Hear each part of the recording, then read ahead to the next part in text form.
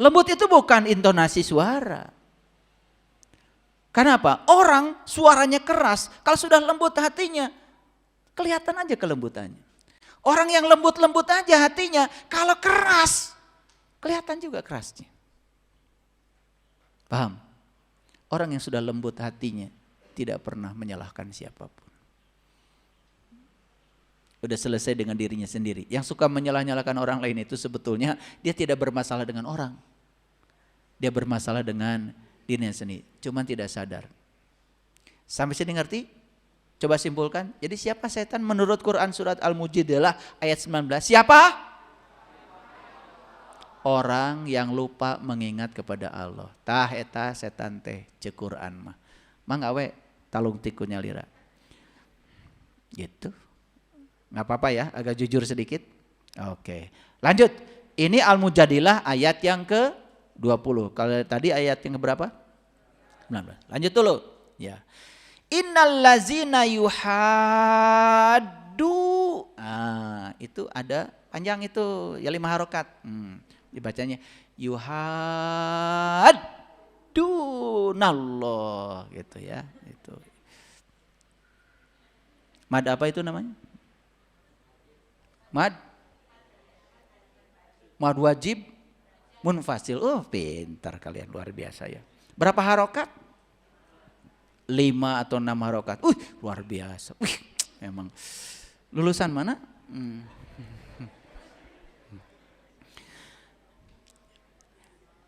Sesungguhnya orang-orang yang menentang Allah dan Rasulnya, mereka termasuk orang-orang yang sangat hina. Ini penjelasan dari yang tadi. Karena dia lupa mengingat Allah. Berikutnya, perilaku yang selanjutnya, dia jadi menentang Allah dan Rasulnya. Jadi sekalipun dalam dirinya itu Allah dan Rasulnya bicara, membimbing, diabaikan semua. Karena dia pikir dirinya adalah diri palsu yang bernama pikiran itu. Dia lebih dikuasai oleh pikiran daripada oleh kesadarannya. Banyak yang kayak gitu. Dan itu yang membuat manusia banyak yang ya jatuh dalam lembah kebinasaan. Orang yang korupsi ditangkap oleh aparat hukum. Sebetulnya karena dia menentang Allah dan Rasulnya. Sebenarnya Allah dan Rasulnya udah bicara nggak di sini? Bicara. Tapi dia lebih dikuasai oleh diri palsunya yang bernama pikiran. Paham? Jujur ya, jujur. Kita ini Bapak Ibu terlalu sering dikuasai oleh diri palsu kita. Sehingga kita lebih mendengar pikiran kita ketimbang kesadaran. Padahal kesadaran tos. Tong ngomongkeun batur wae. Da ieu mah da nya atuh. Tuh. Betul enggak? Kalau iya pun tidak usah dibicarakan. Apalagi tidak. Membicarakan yang iya, itu yang namanya ghibah. Ghibah itu membicarakan yang iya. Memang terjadi.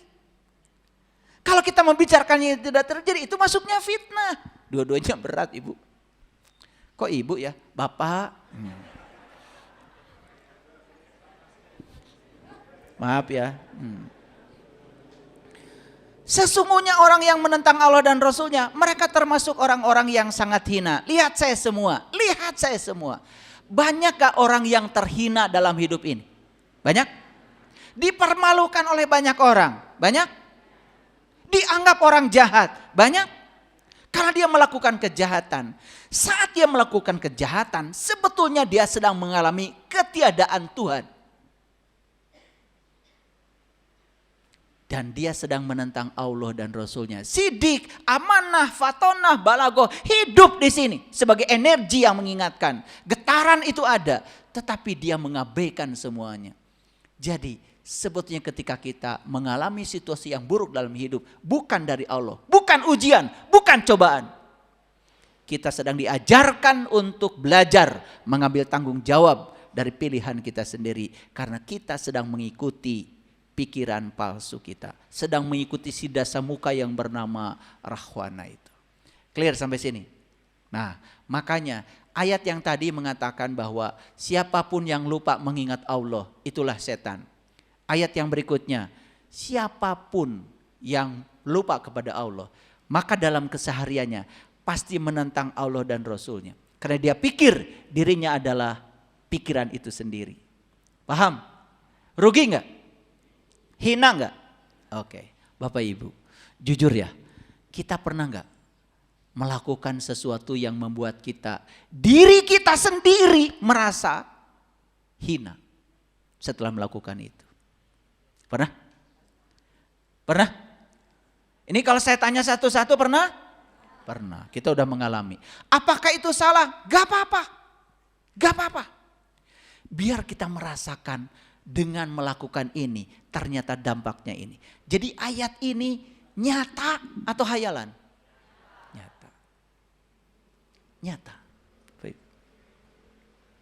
Tetapi anehnya setelah kita terhina itu kita melakukan tindakan yang kedua.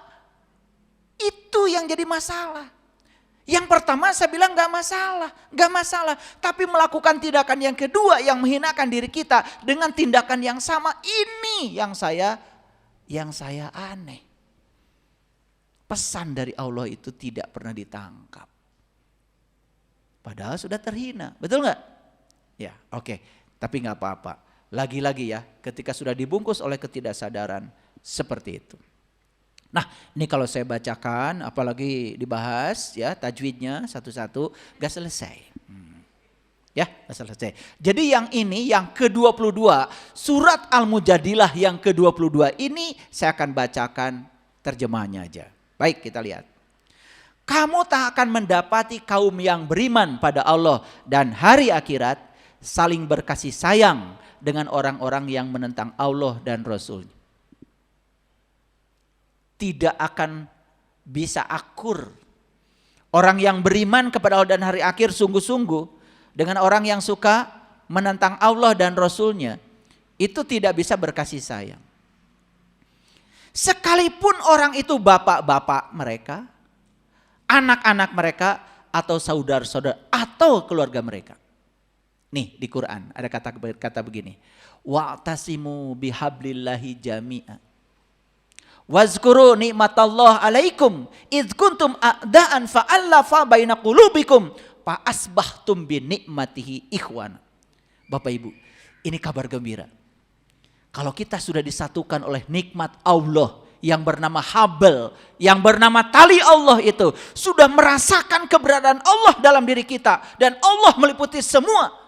Dia adalah Satunggal yang meliputi semua tubuh. Merasakan hal yang sama pengalaman itu. Kita sudah diikat menjadi saudara. Bahkan persaudaraan ini melampaui dengan orang tua, melampaui dengan anak, melampaui dengan keluarga. Itu kata Quran.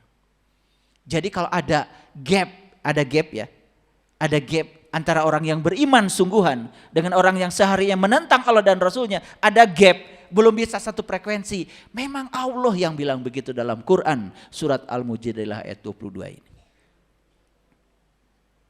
Maaf Bapak Ibu. Saya sering bicara dengan orang-orang yang sudah mengalami pengalaman spiritual ini.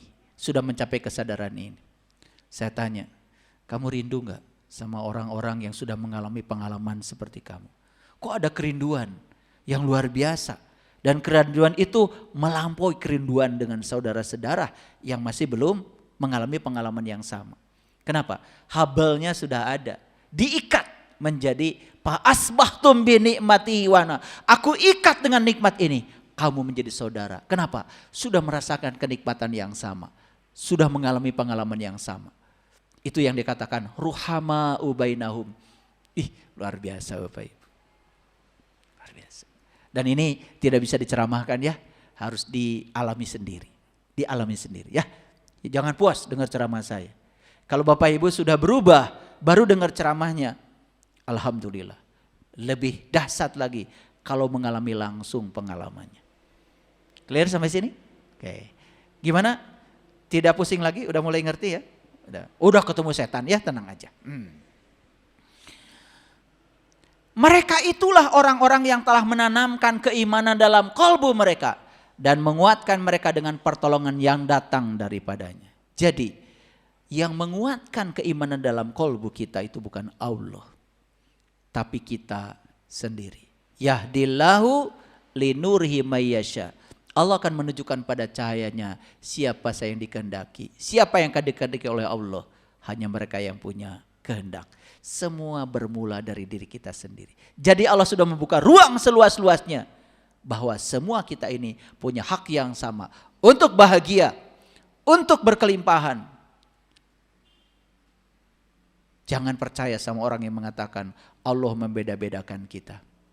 Kita adalah hamba Allah semuanya, diberi kesempatan yang sama. Yang membedakan nasib kita bukan Allah, diri kita sendiri. Clear?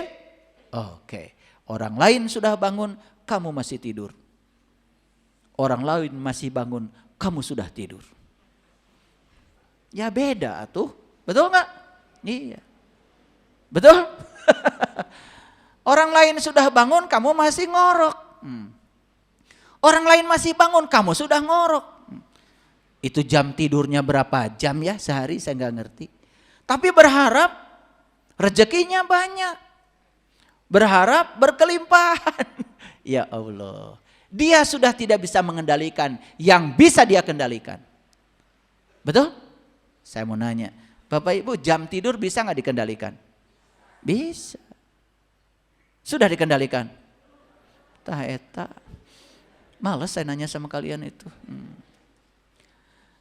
Dan dimasukkannya mereka ke dalam surga yang mengalir di bawahnya sungai-sungai. Mereka kekal di dalamnya. Jelas sekali Quran.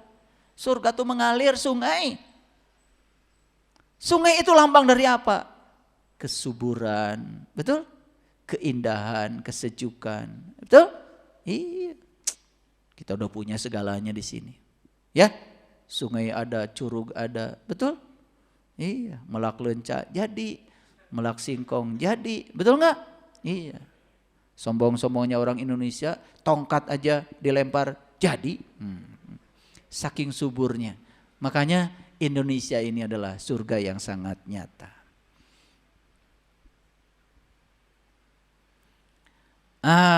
Lanjut dulu. Allah ridho terhadap mereka dan mereka puas terhadapnya. Ya, mereka itulah golongan-golongan Allah. Nah, golongan Allah di Quran disebutnya Hizbullah. Nih penghujung ayat ini saya bacakan ya, bahasa aslinya radhiyallahu anhum waradu'an. Allah ridho terhadap mereka, mereka pun puas terhadap kehidupan yang mereka dapatkan. Ya, ulaika hizbullah. Itulah Hizbullah, keluarga Allah. Mau jadi keluarga Allah? Indah Ibu. Jangan jadi hizbus syaiton terus. Ya, Hizbullah itu cirinya hidupnya dikendalikan oleh kesadaran. Hizbus syaiton hidupnya dikendalikan oleh diri palsu, ego yang bernama pikiran. Makanya lihat ya, hizbus syaiton itu kerjanya berantem, perang. Tidak suka damai. Senangnya itu bikin gaduh. Kalau Hizbullah tenang, tentram, damai, bahagia, suci, bersih, indah, mulia.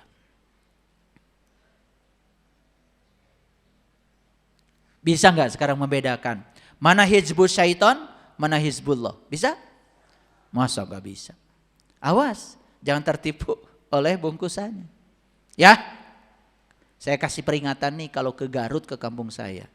Kalau disuguhi kongguan, awas. Ya, ya, jangan terlalu besar ekspektasinya, ya.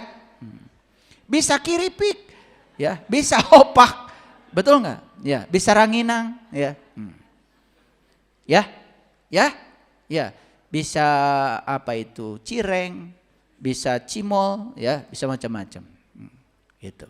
Makanya jangan tertipu oleh bungkusan luar. Bungkusan luar itu gampang. Dandan luar itu sangat mudah. Tapi yang paling penting dari agama adalah kesadaran, akhlak, kedewasaan. Ya, paham? Oke. Mau jadi Hizbullah atau Hizbus Syaiton? Saya doakan kalian jadi keluarganya Allah. Keluarganya Allah itu adalah ketuhanan. Kalau keluarga setan adalah kesetanan. Paham? Oke. Salah setan? Tidak. Ya, karena ada kesetanan ya. Yang salah siapa? Yang kesetanan. Ya, setan enggak salah. Oke, lanjut. Oke. Jelas sekali.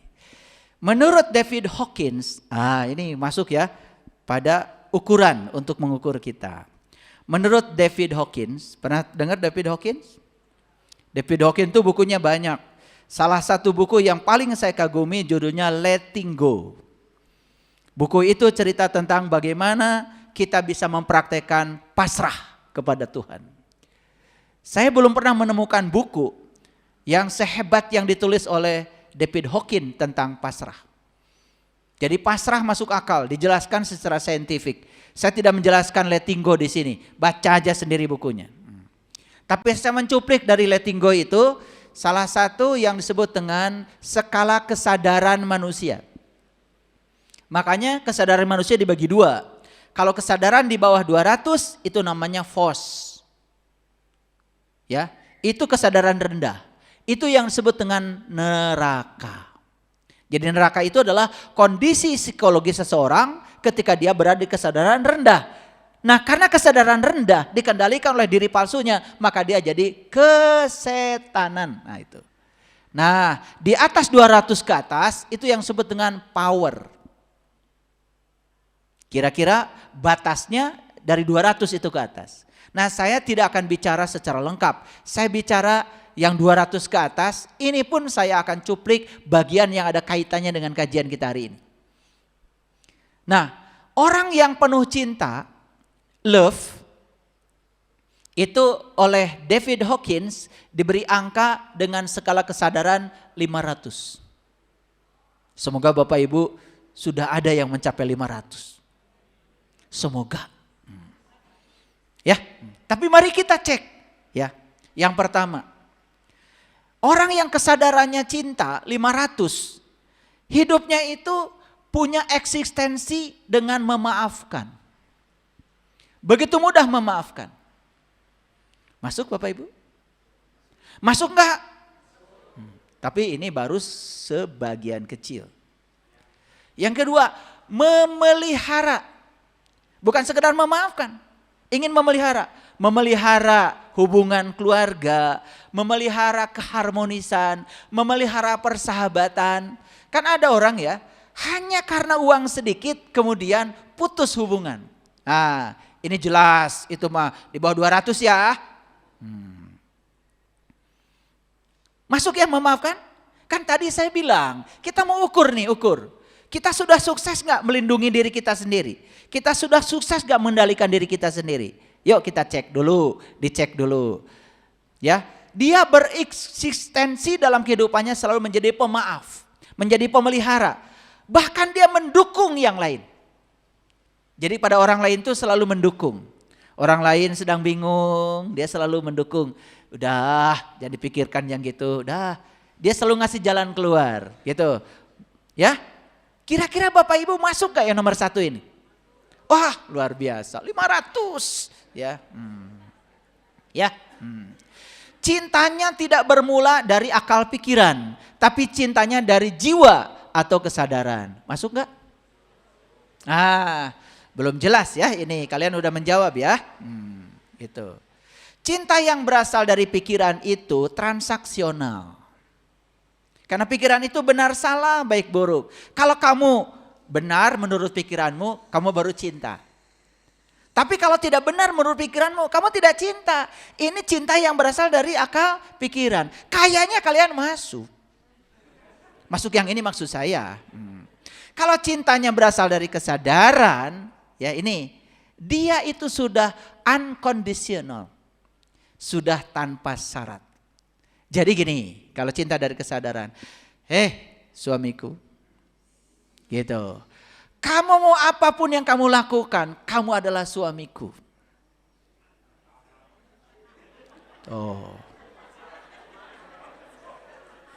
Gitu.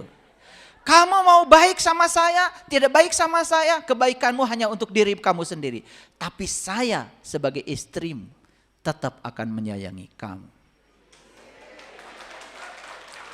Keheula. Ini sedang ngasih contoh, bukan kalian begitu. Ini jangan GR dulu. Saya mau nanya, kalian begitu enggak?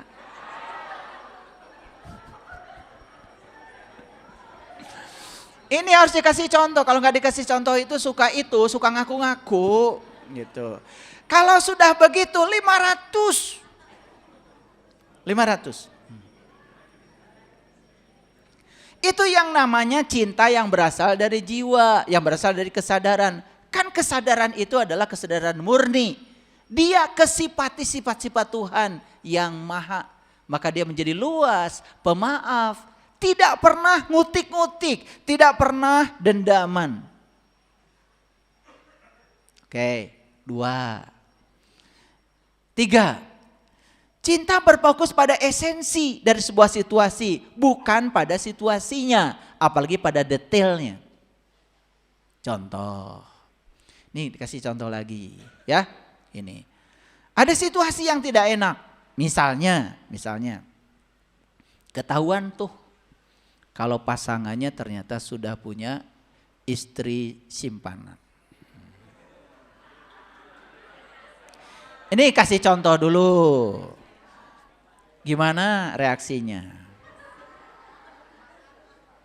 Apakah berfokus pada esensi dari suatu kejadian atau malah berfokus pada kejadiannya? Yang berfokus pada esensi. Jangan-jangan selama ini pelayanan saya tidak bagus. Kenapa sampai ini terjadi? Bukan salah pasangan saya. Salah saya. Saya harus memperbaiki diri. Gitu gak Bapak Ibu? Kalau begitu 500.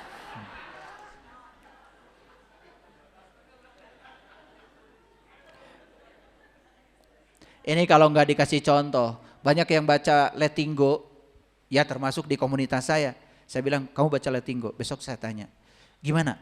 Kamu udah masuk 500 gak? Apa ya katanya. Bingung, saya nggak ngerti. Wah, harus dikasih contoh sama saya. Nah, udah dikasih contoh gini, masih ngerti piraku. Oke, lanjut. Terkait dengan keseluruhan, bukan hal-hal yang partikuler. Kalau melihat sesuatu tuh melihat globalnya, bukan ecek-eceknya. Jadi melihatnya itu secara global. Pesannya apa buat saya, bukan melihat detail-detailnya. Nah, yang suka nyerian hati itu sebenarnya karena melihat detail-detailnya, bukan melihat globalnya, sehingga dia tidak bisa menangkap pesannya. Cinta sebagai nilai intrinsik yang bersemayam dalam segala hal yang eksis. Orang yang nilainya sudah 500 itu, dia melihat cinta dalam segala hal, intrinsik dalam segala hal. Bahkan di kejadian yang tidak disukai pun dia melihat cinta. Bahkan dia bisa belajar sama musuhnya sekalipun. Orang yang sudah bijaksana, ketika dia mendapatkan kritik dari musuhnya, dia bilang, jangan-jangan yang dia ucapkan itu benar ada di saya. Dan kalau itu benar, walaupun dari musuh saya siap untuk mendengarkannya. Tapi kalau itu tidak benar, walaupun dari orang-orang yang menyayangi saya dan tidak objektif, saya tidak akan terima itu. Gitu gak Bapak Ibu? Gitu enggak? Ya kalian cuma ngaku nomor 1 aja. Itu juga masih ragu-ragu ya memaafkannya. Gak apa-apa ya. Tetapi dari sini kan ada gak motivasi? Saya setelah kajian ini ingin 500. Ada? Bapak Ibu kalau sudah 500 percaya sama saya. Hidup itu nyaris gratis. Tanpa upaya semua berkah datang. Dan ini harus praktek ya. Sudah bisa melihat cinta dalam segala hal secara intrinsik? Sudah bisa melihat cinta dari orang-orang yang menghina kita? Sudah bisa melihat cinta dari peristiwa yang tidak kita sukai? Ingat, cinta yang dimaksud oleh David Hawkins adalah kekuatan positif. Apa? Jadi apapun yang terjadi, dia hanya melihat kekuatan positif dari kejadian itu. Dia tidak terpengaruh pikiran menjadi negatif, bahkan perasaannya menjadi negatif. Contoh sederhana. Suatu saat dia sedang kerja di tempat perusahaan yang enak, nyaman dengan gaji besar.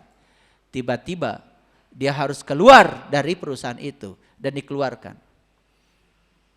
Kalau orang yang bisa melihat cinta di situ, oh jangan-jangan ini bagian dari doa saya. Saya bermohon kepada Allah saya diberikan rezeki yang berkelimpahan. Kalau saya kerja di sini terus, saya diatur oleh orang dan gaji saya ditentukan oleh orang. Ini adalah titik awal saya. Jangan-jangan saya harus buka bisnis. Saya ingin penghasilan saya tidak sebesar yang ditentukan orang. Tapi saya menentukan sendiri berapa penghasilan yang saya mau. Dan itu bisa terjadi. Begitu kekuatan positif yang berbicara di sini. Tidak ada penolakan. Jadi kira-kira berani menilai diri 500? Berani? Harus berani. Pantaskan diri kita, saya layak mencapai itu. Saya pasti bisa. Modalnya sudah ada dari Allah di sini semua. Tergantung kalian sendiri. Bapak Ibu, ngaji dengan saya tidak cukup mendengarkan kajian-kajian. Praktek harian. Praktek harian. Kalau enggak ada praktek, aduh, percuma. Ngaji itu praktek ya, praktek. Bukan cerita orang, bukan cerita masa lalu. Oh dulu, tos maraot bu. Oh nanti can araya. Sekarang kita fokus aja di kehidupan kita saat ini. Fokus pada realitas dan terima semua realitas. Apa adanya. Aduh saya itu ya kalau khusus untuk orang-orang yang dekat dengan saya. Dekat dalam pengertian sehari-hari melihat saya. Saya tuh ngasih contoh tiap hari ke mereka. Dalam segala aspek kehidupan, termasuk dalam sisi ekonomi, berkeluarga, cara mengasuh anak, saya ngasih contoh. Dulu banyak yang tidak percaya bahwa kita itu bisa tak terbatas, ya penghasilannya. Banyak yang tidak percaya. Tapi setelah mencoba, oh ternyata luar biasa ya.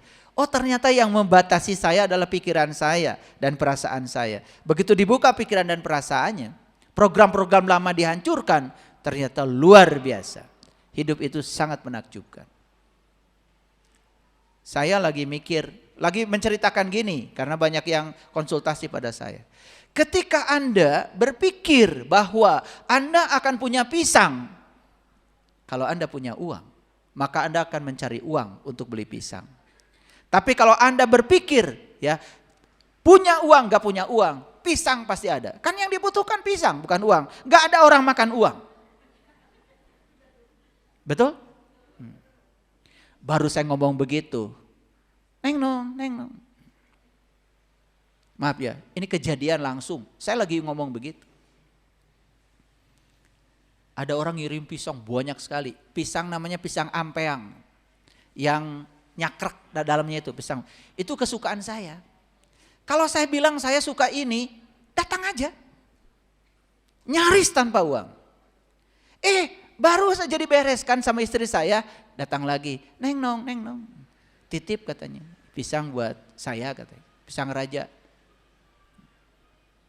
Jadi kadang-kadang yang kita bicarakan itu ya secara tidak sadar sudah jadi doa. Makanya hati-hati membicarakan yang buruk.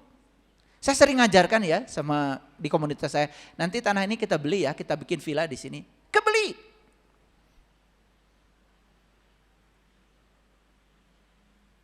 Dalam sehari kemarin, saya dapat WA orang nawarin tanah 3 lokasi di Sariwangi. Bayangkan betapa orang Sariwangi itu berpikir kalau saya duitnya tanpa batas. Amin. Makanya kalau ditawarin gitu saya bilang nanti kita lihat ya. Lihat aja dulu. Daripada kita bilang duit di mana? Tah eta. Nanti kita lihat ya gitu. Ini ya kenyataan hari kemarin. Udah. Saya lihat satu dulu. Begitu lihat cerita. Saya sedang kesulitan. Saya mengalami kebangkrutan, keluarga saya berantakan, anak saya juga entah di mana. Saya hidup sendiri di sini. Saya merasakan. Akhirnya awalnya cuman nanti dilihat ya, kan mau lihat aja. Saya buka-buka dulu saldo. Berapa Pak utang Bapak ke bank? Udah, bayarin aja dulu utangnya biar Bapak tenang. Bapak tetap tinggal di sini. Nanti habis lebaran kita bicara lagi. Kan hari itu yang bisa saya lakukan baru itu. Habis lebaran kita bicara lagi. Dah, ke bank. Senang Bapak itu.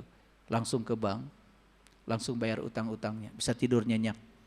Itu aja dulu yang bisa kita lakukan. Kadang-kadang bukan soal rumahnya yang paling penting. Tetapi ada interaksi kita. Belajar mendengarkan orang lain. Didengar aja sudah bagus. Bapak Ibu, begitu ditawarin rumah. Artos di mana abdi mah? Jalmi alit. Tuh. Mung sakieu. Iya ada kamu mah jalma leutik lain buta. Tapi itu kata-kata sering meluncur gak? Aduh, itu membatasi. Kenapa dibatasi oleh pikiran kita? Udah dibatasi tapi sama Allah minta rezeki yang berkelimpahan. Aneh ya? Aneh apa tidak? Siapa yang aneh? Tah.